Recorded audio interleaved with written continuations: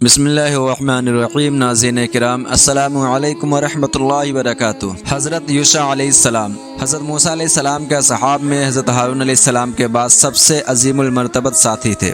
آپ علیہ السلام حضرت موسیٰ علیہ السلام پر ایمان لائے اور ان کی تصدیق کی۔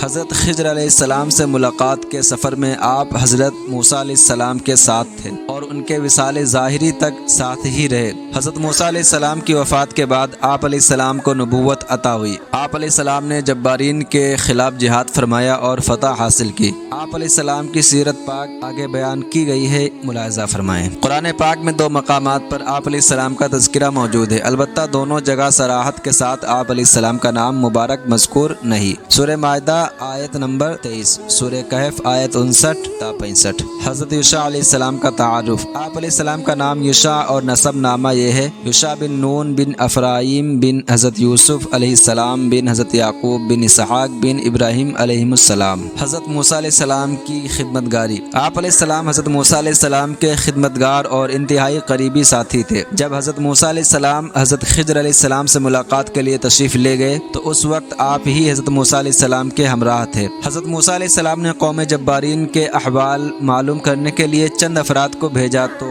ان میں حضرت یوشع بن نون علیہ السلام بھی شامل تھے۔ واپسی پر کالب بن یوقنا اور آپ علیہ السلام نے جبارین کا حال حکم کے مطابق صرف حضرت موسیٰ علیہ السلام سے عرض کیا، جبکہ دیگر سرداروں نے حکم کی خلاف ورزی کرتے ہوئے قوم کو دشمنوں کی قوت و طاقت اور جسمانت سے ڈرایا۔ حضرت یوشع علیہ السلام اور کالب بن یوقنا نے قوم کو جوش دلانے کے لیے فرمایا: ادخلوا علیہم الباب فاذا دخلتموہ فانکم غالبون وعلی اللہ فتوکلوا ان کنتم مؤمنین۔ شہر کے دروازے سے ان پر داخل ہو جاؤ، تو جب تم دروازے میں داخل ہو جاؤ گے تو تم ہی غالب ہوگے، اور اگر تم ایمان والے ہو تو اللہ ہی پر بھروسہ کرو۔ یعنی اے لوگوں، شہر کے دروازے سے ان جبارین پر داخل ہو جاؤ، اگر تم ہمت کر کے دروازے میں داخل ہو جاؤ تو تم ہی غالب ہوگے، اور اگر تم ایمان والے ہو تو اللہ تعالیٰ ہی پر بھروسہ کرو، کیونکہ اللہ تعالیٰ نے مدد کا وعدہ کیا ہے اور اس کا وعدہ ضرور پورا ہونا ہے۔ تم جبارین کے بڑے بڑے جسموں سے خوف نہ کھاؤ، ہم نے انہیں دیکھا ہے، ان کے جسم بڑے لیکن دل کمزور ہیں۔ ان دونوں کی بات سن کر بنی اسرائیل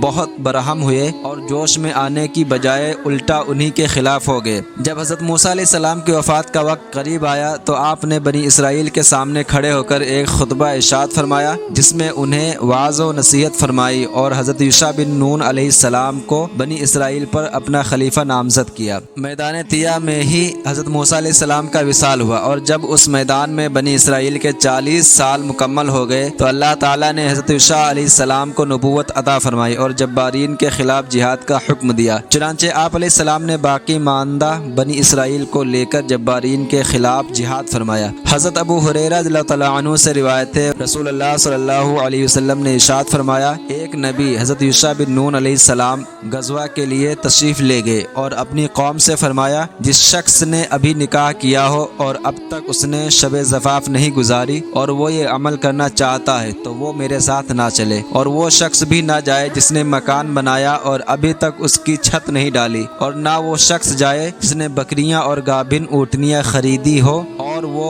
ان کے بچے جننے کا منتظر ہے۔ پھر اس نبی علیہ السلام نے جہاد کیا اور عصر کی نماز کے وقت یا اس کے قریب وہ ایک دیہات میں پہنچے تو انہوں نے سورج سے کہا، تم بھی حکم الہی کے ماتحت ہو اور میں بھی حکم الہی کے تابع ہوں، اے اللہ اس سورج کو تھوڑی دیر میری خاطر روک دے۔ یہ دعا قبول ہوئی اور ان کی خاطر سورج روک دیا گیا، یہاں تک کہ اللہ تعالیٰ نے انہیں فتح عطا فرمائی۔ پھر انہوں نے مال غنیمت ایک جگہ جمع کیا اور دستور کے مطابق اسے کھانے کے لیے آسمان سے آگ آئی، لیکن اس نے مال نہ کھایا۔ یہ دیکھ کر اس نبی علیہ السلام نے فرمایا، تم میں سے کسی نے مال غنیمت میں خیانت کی ہے، لہٰذا ہر قبیلے کا ایک شخص مجھ سے بیعت کرے۔ پھر سب نے بیعت کی تو ایک شخص کا ہاتھ نبی علیہ السلام کے ہاتھ سے چمٹ گیا۔ نبی علیہ السلام نے فرمایا، تمہارے قبیلے میں سے کسی نے خیانت کی ہے۔ بالآخر وہ گائے کے سر کے برابر سونا نکال کر لائے تو نبی علیہ السلام نے فرمایا، اسے مال غنیمت میں اونچی جگہ رکھ دو۔ اس کے بعد آگ آئی اور اس نے سارا مال کھا لیا۔ نبی کریم صلی اللہ علیہ وسلم نے ارشاد فرمایا، ہم سے پہلے کسی کے لیے بھی مال غنیمت حلال نہیں کیا گیا، لیکن جب اللہ تعالیٰ نے ہمارا ضعف و عجز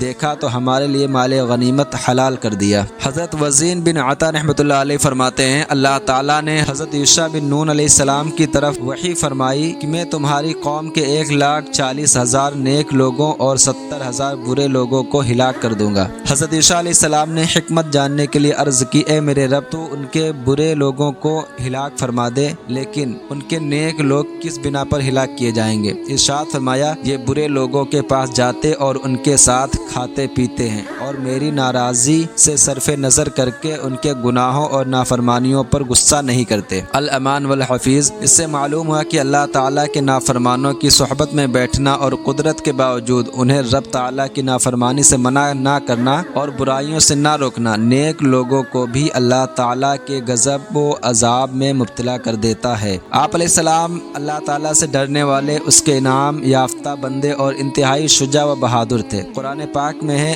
قال رجلان من الذین يخافون انعم اللہ علیہم ادخلوا علیہم الباب فاذا دخلتموہ فانکم غالبون وعلی اللہ فتوکلوا ان کنتم مؤمنین۔ اللہ سے ڈرنے والوں میں سے وہ دو مرد جن پر اللہ نے احسان کیا تھا، انہوں نے کہا شہر کے دروازے سے ان پر داخل ہو جاؤ، تو جب تم دروازے میں داخل ہو جاؤ گے تو تم ہی غالب ہوگے، اور اگر تم ایمان والے ہو تو اللہ ہی پر بھروسہ کرو۔ تفاسیر میں مذکور ہے کہ ان دو اشخاص میں سے ایک حضرت یوشع علیہ السلام تھے۔ مثال، جب بنی اسرائیل بیت المقدس کو فتح کر کے اس میں رہائش پذیر ہو گئے تو آپ علیہ السلام اللہ تعالیٰ کی کتاب تورات کے مطابق ایک عرصے تک ان کے درمیان فیصلے فرماتے رہے۔ جب آپ علیہ السلام کی عمر مبارک 127 سال ہوئی تو اللہ تعالیٰ نے آپ علیہ السلام کی روح قبض فرما لی۔ حدیث پاک میں حضرت یوشع علیہ السلام کا تذکرہ۔ حضرت ابو ہریرہ رضی اللہ تعالیٰ عنہ سے روایت ہے حضور اکرم صلی اللہ علیہ وسلم نے ارشاد فرمایا بے شک کسی انسان کی وجہ سے سورج کو نہیں روکا گیا سوائے حضرت یوشع علیہ السلام کے۔